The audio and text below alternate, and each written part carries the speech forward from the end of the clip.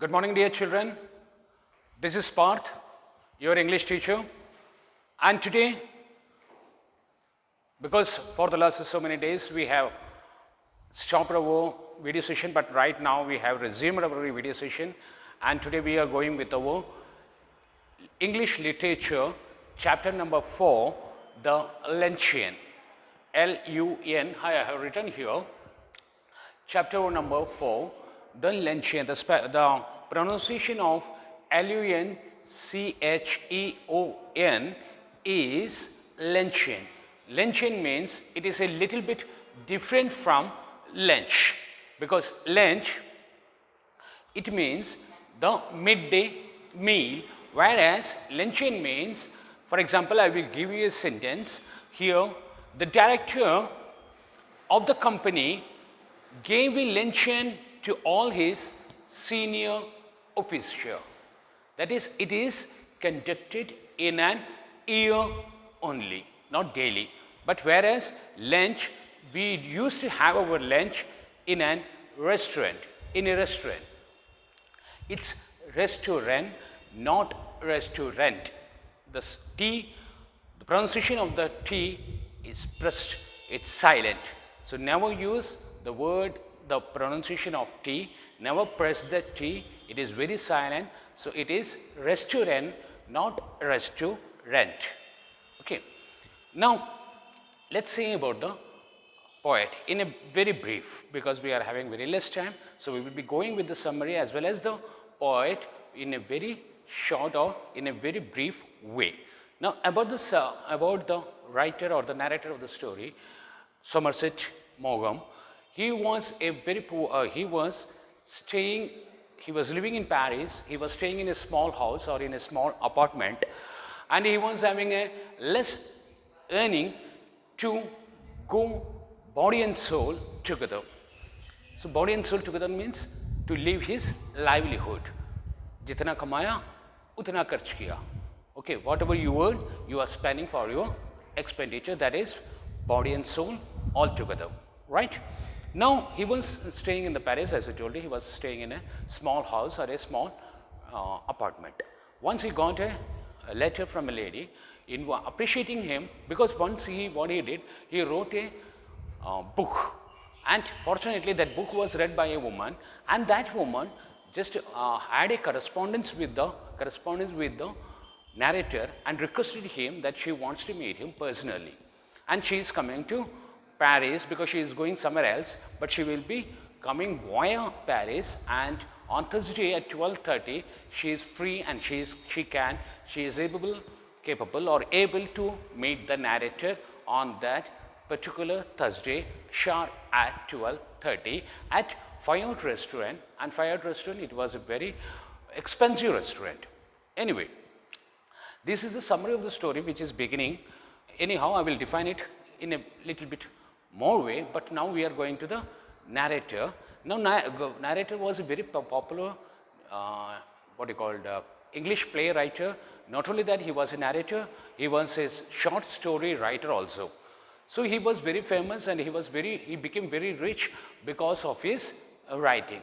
That is, he was very waggish, he was very admirable by other people. So he was well renowned, and he became very rich by writing, and he was staying in Paris. And once what happened, now we are going to the chapter.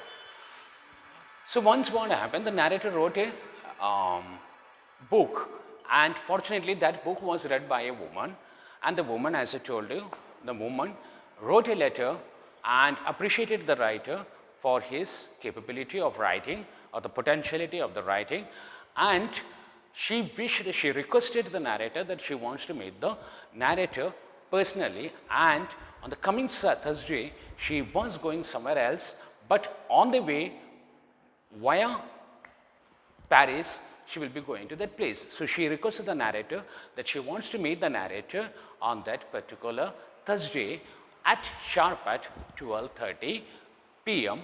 at Fayette Restaurant, which was a very costly restaurant. It was well known for his name because many VIPs, delegates like French parliament members, ministers, senators, they used to go there and dine there. It's not for a middle class people. It was a very costlier restaurant. But the narrator doesn't want to lose a chance to meet a lady because he was in that age, and in that age, getting an invitation for a date with a lady was really fortunate. So he thought that he doesn't want to lose that opportunity, and he conveyed to that lady that he is ready to meet her on that particular said Thursday at 12:30. Now what he did, he went back to his place, he took out whatever the money he was having, he counted and he found that he was having nearly 80 francs to prolong the whole month. But he was aware that if he goes to Fayard restaurant with that lady for a dine, the maximum expenditure will be 15 francs, and the remaining 55 or 65, whatever the remaining amount he is having, he can prolong with that amount for the whole month's expenditure. The only thing he decided that he was having a habit of drinking a tea after the lunch. He thought that he will drop that habit, he will get out of that habit, he will stop drinking the coffee so that he can save that money every day, which will help him to support him to prolong his daily expenditure for the whole month. So anyhow, he went to the Fayard House restaurant. He met the lady. The lady first said that she won't have anything. She used to have very light in the afternoon, but unfortunately, unexpectedly, the lady went on ordering one by one small, very costly dishes, and the narrator was unable to say no, but there was only opportunity for the narrator to go on ordering whatever she wishes to the waiter. At last, the bill came nearly 71 francs and all.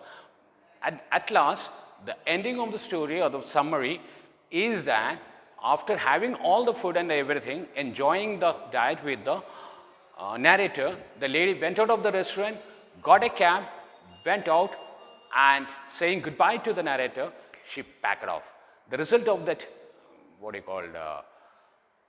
meeting was that the narrator lost nearly more than 70 francs, and he was expecting a young lady, but whereas his expectation was completely collapsed when he saw the lady, because the lady was nearly 35 to 40 years of age. Now, because this is only for 10 minutes video session, now in our next video session, we will be going through the lesson properly and giving you the meanings of the hard words and defining you everything in detail.